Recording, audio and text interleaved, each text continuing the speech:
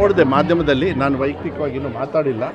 ಅಧ್ಯಕ್ಷರು ಎಲ್ಲ ಮಾತಾಡಿದ್ರಂತೆ, ಅವರು ಏನು ಬೇರೆ ಬೇರೆ ಎಕ್ಸ್ಪ್ಲನೇಷನ್ ಎಲ್ಲ ಕೊಟ್ಟರು. ಐ ಥಿಂಕ್ ನಾನು ಸ್ವಲ್ಪ ತಿಳುವಳಿಕೆ ಇಟ್ಕೊಂಡು ಮಾತಾಡೋದು ಒಳ್ಳೆಯದು. ಯಾಕೆಂದರೆ ಇದು ಏನಾಗುತ್ತೆ, ಮಾಧ್ಯಮದಲ್ಲಿ ಬಂದಾಗ ನಾವು ಅದನ್ನು ಹುಷಾರಾಗಿ ನೋಡಿಕೊಂಡು ಅದಕ್ಕೆ ರಿಯಾಕ್ಟ್ ಮಾಡಬೇಕಾಗುತ್ತೆ. ಯಾವುದೇ ಸಂದರ್ಭದಲ್ಲಿ ಯಾವುದೇ ತಪ್ಪಿದ್ರೂ ಕೂಡ ಕಾನೂನು ಆ ಜವಾಬ್ದಾರಿಯನ್ನು ತಗೊಳ್ತದೆ ಅನ್ನೋದು ವಿಶ್ವಾಸವನ್ನು 100ಕ್ಕೆ 100 ನಾನು ಕೊಡ್ತೀನಿ. ಅಲ್ಲ, ಅದಕ್ಕೆ ನಾನಿನ್ನೂ ಮಾತಾಡಿಲ್ಲ. ನನಗೆ ಅದನ್ನೇ ಮಾಹಿತಿ ಬಂತು. ನಾನು ಯಾಕೆ ಹೇಳಲಿಲ್ಲ ಅಂದರೆ, ನಾನು ಇನ್ನೂ ನೇರವಾಗಿ ಮಾತಾಡಿಲ್ಲ. ಅದೇನೋ ಅಂತ ವಿಚಾರವನ್ನು ತಿಳ್ಕೊಂಡು ಹೇಳಬೇಕಾದ್ರೆ ನಾನು ಸುಮ್ಮನೆ ಮಾತಾಡಿದ್ರೆ ನಂದು ತಪ್ಪಾಗ್ತದೆ. ಯಾಕೆಂದ್ರೆ ನಾನು ಒಂದು ಜವಾಬ್ದಾರಿ ಸ್ಥಾನದಲ್ಲಿರ್ತದೆ.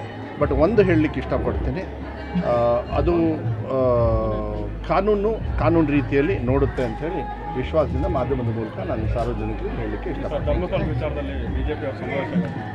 ನನಗನ್ಸುತ್ತೆ ಬರೀ BJP-ಯವರಲ್ಲ, ಈವನ್ ಜನತಾದಳದವರು ಕೂಡ ಇದನ್ನು ಪ್ರಜ್ವಲ್ ವಿಚಾರದಲ್ಲಿ ಯಾರ್ಯಾರು ತೊಂದರೆಯಲ್ಲಿ ಪಟ್ಟರಲ್ಲ, ಆ ಸಂತ್ರಸ್ತರು ಮನೆಗೆ ಹೋಗಿಬಿಟ್ಟಿದ್ದಿದ್ರೆ ನನಗನ್ಸುತ್ತೆ ನಿಜವಾಗ್ಲೂ ಇವರಿಗೆ ಬೇಷ್ ಅನ್ಬೋದಾಗಿತ್ತು.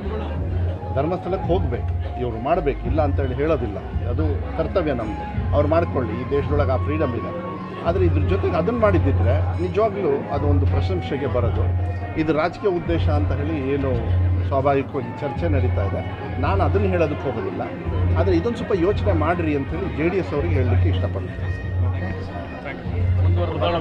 ನೋಡಿದೆ ಮಾಧ್ಯಮದಲ್ಲಿ, ನಾನು ವೈಯಕ್ತಿಕವಾಗಿ ಇನ್ನೂ ಮಾತಾಡಿಲ್ಲ. ಅಧ್ಯಕ್ಷರು ಎಲ್ಲ ಮಾತಾಡಿದ್ರಂತೆ, ಅವರು ಏನು ಬೇರೆ ಬೇರೆ ಎಕ್ಸ್ಪ್ಲನೇಷನ್ ಎಲ್ಲ ಕೊಟ್ಟರು. ಐ ಥಿಂಕ್ ನಾನು ಸ್ವಲ್ಪ ತಿಳುವಳಿಕೆ ಇಟ್ಕೊಂಡು ಮಾತಾಡೋದು ಒಳ್ಳೆಯದು. ಯಾಕೆಂದರೆ ಇದು ಏನಾಗುತ್ತೆ, ಮಾಧ್ಯಮದಲ್ಲಿ ಬಂದಾಗ ನಾವು ಅದನ್ನು ಹುಷಾರಾಗಿ ನೋಡಿಕೊಂಡು ಅದಕ್ಕೆ ರಿಯಾಕ್ಟ್ ಮಾಡಬೇಕಾಗುತ್ತೆ.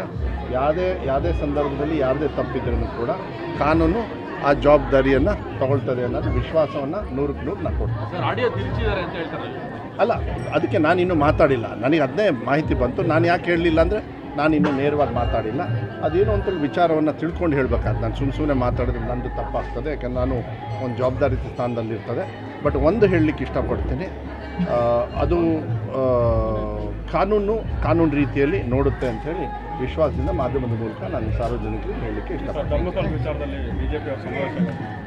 ನನಗನ್ಸುತ್ತೆ ಬರೀ BJP-ಯವರಲ್ಲ, ಈವನ್ ಜನತಾದಳದವರು ಕೂಡ ಇದನ್ನು ಪ್ರಜ್ವಲ್ ವಿಚಾರದಲ್ಲಿ ಯಾರ್ಯಾರು ತೊಂದರೆಯಲ್ಲಿ ಪಟ್ಟರಲ್ಲ, ಆ ಸಂತ್ರಸ್ತರು ಮನೆಗೆ ಹೋಗಿಬಿಟ್ಟಿದ್ದಿದ್ರೆ ನನಗನ್ಸುತ್ತೆ ನಿಜವಾಗ್ಲೂ ಇವರಿಗೆ ಬೇಷ್ ಅನ್ಬೋದಾಗಿತ್ತು. ಧರ್ಮಸ್ಥಳಕ್ಕೆ ಹೋಗಬೇಕು, ಇವರು ಮಾಡಬೇಕು, ಇಲ್ಲ ಅಂತೇಳಿ ಹೇಳೋದಿಲ್ಲ. ಅದು ಕರ್ತವ್ಯ ನಮ್ಮದು. ಅವ್ರು ಮಾಡ್ಕೊಳ್ಳಿ, ಈ ದೇಶದೊಳಗೆ ಆ ಫ್ರೀಡಮ್ ಇದೆ. ಆದರೆ ಇದ್ರ ಜೊತೆಗೆ ಅದನ್ನು ಮಾಡಿದ್ದಿದ್ರೆ ನಿಜವಾಗ್ಲೂ ಅದು ಒಂದು ಪ್ರಶಂಸೆಗೆ ಬರೋದು.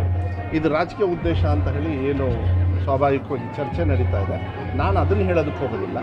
ಆದರೆ ಇದೊಂದು ಸ್ವಲ್ಪ ಯೋಚನೆ ಮಾಡಿರಿ ಅಂಥೇಳಿ JDS ಅವರಿಗೆ ಹೇಳಲಿಕ್ಕೆ ಇಷ್ಟಪಡ್ತೀನಿ.